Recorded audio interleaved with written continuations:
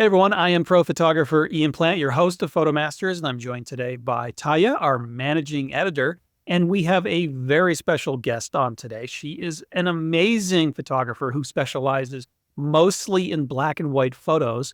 And I find her black and white work to be exceptionally inspiring. I've always been a color photographer myself, but when I look at her work, I think to myself, maybe I should give black and white a try. So I think there's going to be lots to learn. Today, we are joined by Huibo Hou. Thank you so much for joining us. Welcome to PhotoMasters.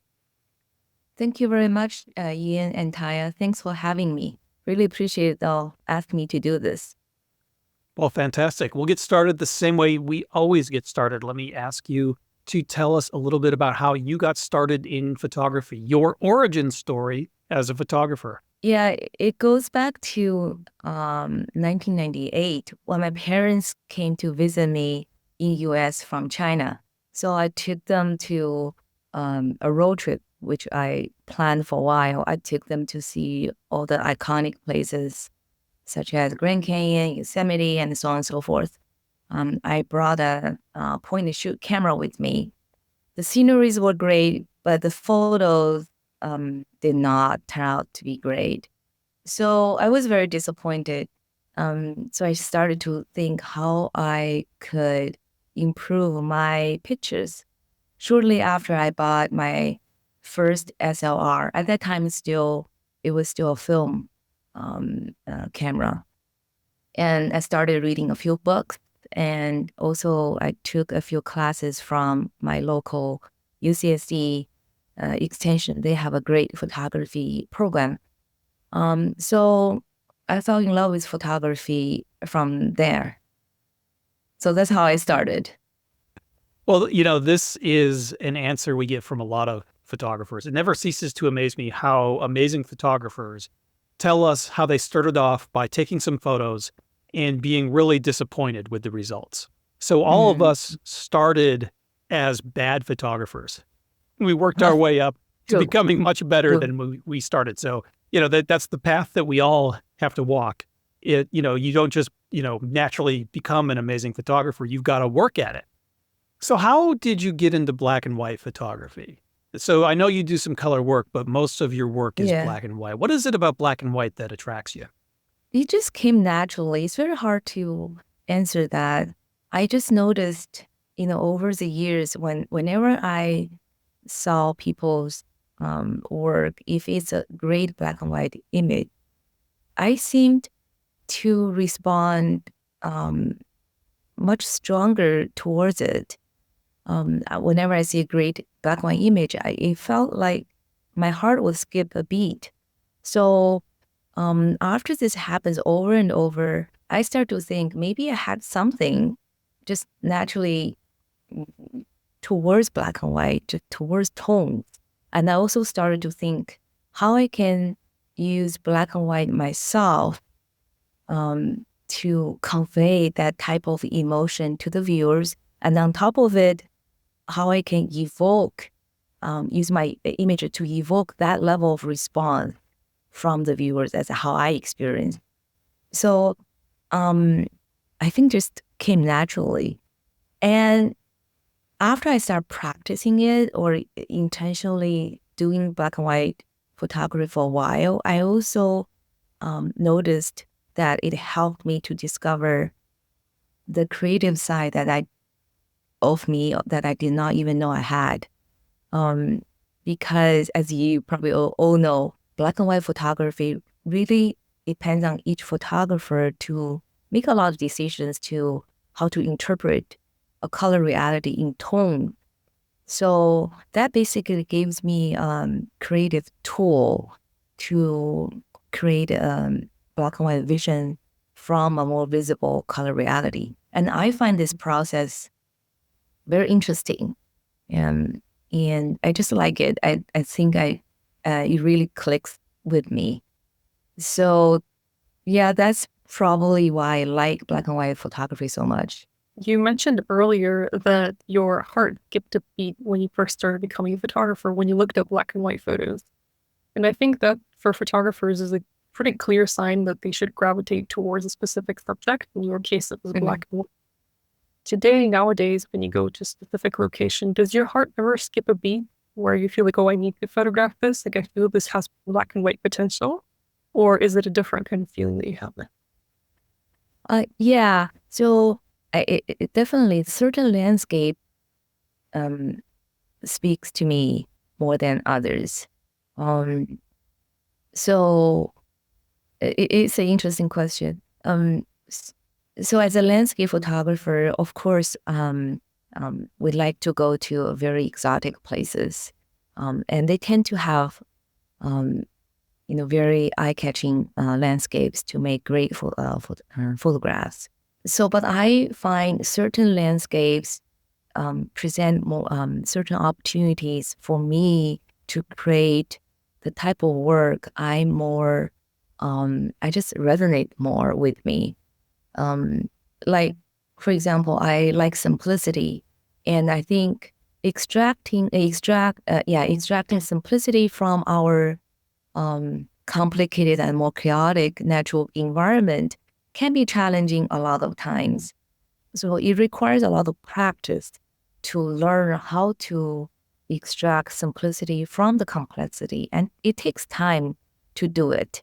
So if I go to certain landscapes, which is very challenging, very complicated, I probably would get overwhelmed very soon, such as woodland. So you probably find very few woodland images from my portfolio because I find them very hard. But if the landscape, although it's very beautiful, very clean, but quote quote easy, then I probably will not learn how to extract simplicity from complexity. So the landscape I like the most to work with are the ones have a lot of potentials, have a lot of varieties, but it's not overwhelmingly complicated.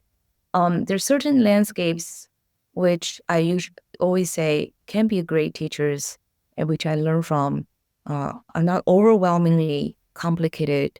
But I think it really depends on every individual's own progression in their photography journey. So what is it you're looking for when you're making black and white photos? What would be your, I don't know, your artistic approach? What sort of creative elements are you looking to bring in to your photographs? I think specifically for black and white photography, it's very hard to answer this question really comprehensively. But generally, what I look for in black and white photography are three things. These three things are form, mood, and simplicity. I look for these sometimes consciously, sometimes just subconsciously. But I do believe these three elements provide great opportunities in black and white photography to elevate the visual and emotional impact of the subject compared with color. So form refers to any visual and physical characteristics of the subject or composition, such as lines, patterns, shapes, structure, texture, so on and so forth. So when the composition contains these strong forms, I think it just has a great potential to accentuate that or emphasize that without the distraction of color. The next thing is mood. Mood to me is very important for black and white photos because I think black and white is capable of communicating stronger mood and emotion, touch people in a more profound way without the distraction of color. So I think that's very, very important to look for and to work on for black and white photography. And the third thing is simplicity. And I just think simplicity and black and white really work very nicely together because they both speak essence of the subject. So when they combine together, I think there's combined effect will lead to stronger visual and emotional impact. So I think that works really well for black and white. So the three things, when I try to summarize what really worked for me, and I think probably can work for many people, are very important for black and white photography. I see that very strongly in your work. And so I wouldn't go so far as to say that your work is minimalism, because Right. some of your compositions are more complex, more sophisticated.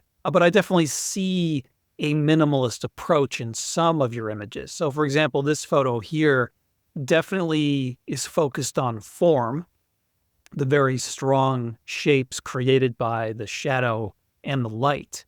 And simplicity is very recognizable in this photo as well. This has been pared down to basically three visual elements. You've got the shadow shape, you've got the dune that's in the light forming a shape, and then you've got the lone tree. And then, of course, there's mood. And I think the images of yours that have that mood, that mystery, that tell a story, those are the ones that I find to be most inspiring. And so I think this photo is a great example of how you bring all three of these elements together. There's definitely form. You've got the repeating shape formed by the dunes here. And there's also simplicity. You've pared this down just to a few shapes repeated. So there's enough to create a pattern, but this is still a very simple composition. But what I love most about this is the mood. And this looks to me like there's a sandstorm going on, or maybe Yeah. some fog over the dunes.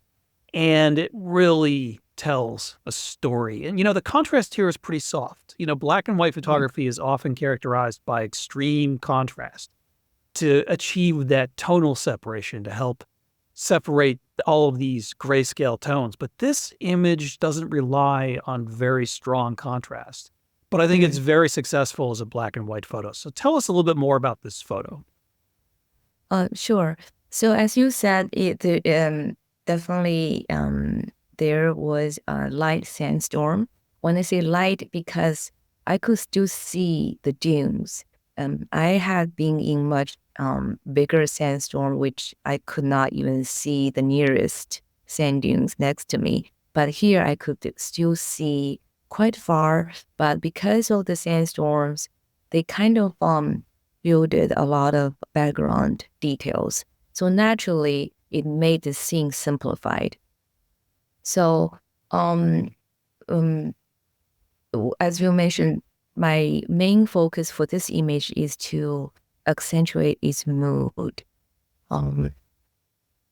And I think strong contrast, which I also tried, does not help to convey that kind of mood. So I actually pulled back the contrast because I just want to give the viewers a sense of being in the scene in the middle of the sandstorm, which had this medium, soft, grayish tones, which I think it works out for this scene. Do you get inspiration from other art forms, like maybe drawings or black and white paintings potentially, or is it just photography? I gravitated towards photography because I don't think I have any other talent in art forms. Probably, I think my a lot of inspiration actually comes from reading, from novels. So when I read a book, I would imagine the scenes, and I find when I grew up as a kid, I really like reading. I think a lot of these books had a very big impact or influence on my later when I became an adult. And I think it also influenced my photography. I'm not quite sure if it influenced me to specifically gravitate towards black and white. But it definitely, I think, I would say it still has something to do with it, but I just couldn't articulate how. But yeah, I think a lot of inspiration come from the books, from the novels I read. Really fascinating. Actually, I've never met a photographer who's found inspiration from books because it's not visual. I mean, you have to rely on your imagination, which I'm sure helps with pre-visualization for your black and white photograph. That's a really interesting answer. And come to think of it, I mean, I always enjoyed reading when I was young. I still enjoy reading. And, I enjoy reading stories that are creative, fantasy, science fiction, that sort of thing. And so I wonder if there is a connection between people who gravitate toward the arts and people who basically have vivid imaginations. And I think that for visual art, you really do need to have a vivid imagination. You have to have that strong inner voice, that inner dialogue that you're constantly engaging in. Because I like telling people that a good photograph doesn't start out there in the world. It starts in the mind of the photographer. You have a creative concept in mind. And then basically your job as a photographer is to go out into the living world until you find a scene or a subject that conforms to that creative thought that pops into your head. I mean, I find that as a photographer, I'm basically spending a lot of time waiting for the real world to catch up with my creative vision. I'm waiting for that perfect moment where it all comes together and I'm like, aha, this is what I've been looking for. And then I trigger the shutter, and then my job as a photographer is done. It's on to the next creative concept. So do you find that that's what you're doing? You're coming up with an idea first and then looking to figure out a way to get the real world to align with that idea? Or are you out there just exploring and seeing what the world has to offer and reacting to it? Are you planning? Are you reacting? Is it somewhere in between? Right nowadays, I think I'm more of the second way, the latter way you mentioned.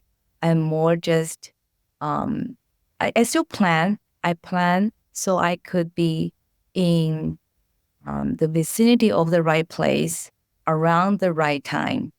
But on top of it, I would just basically be in the moment and just let myself respond to what I see.